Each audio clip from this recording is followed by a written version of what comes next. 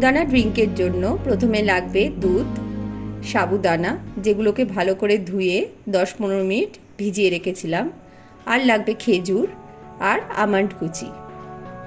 প্রথমে জলটাকে ভালো করে ফুটিয়ে নেব।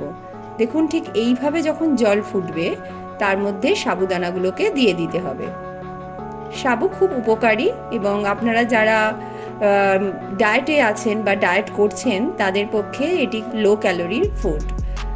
এটা বানিয়ে খেতে পারেন। দেখুন সাবুদানাটাকে ততক্ষণই ফোটাবো যতক্ষণ না সাবুদানাটা এরকম ক্রিস্টাল কালার এসে যায়।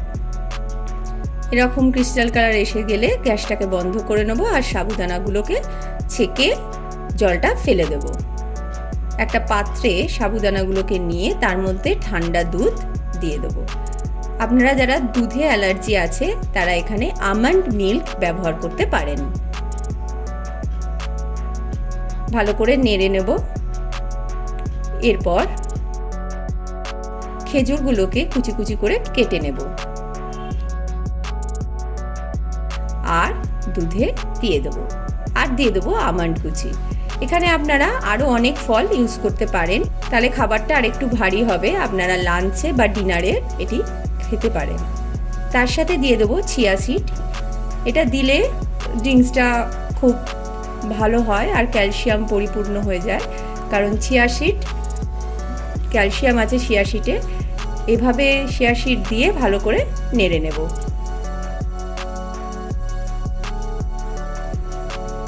তারপর কিছুক্ষণ ঢাকা দিয়ে রেখে দেবো।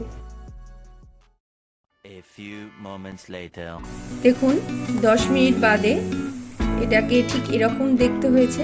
যারা ডায়েটিংয়ে আছেন তাদের জন্য খুব উপকারী এবং লো ক্যালোরির ফুড।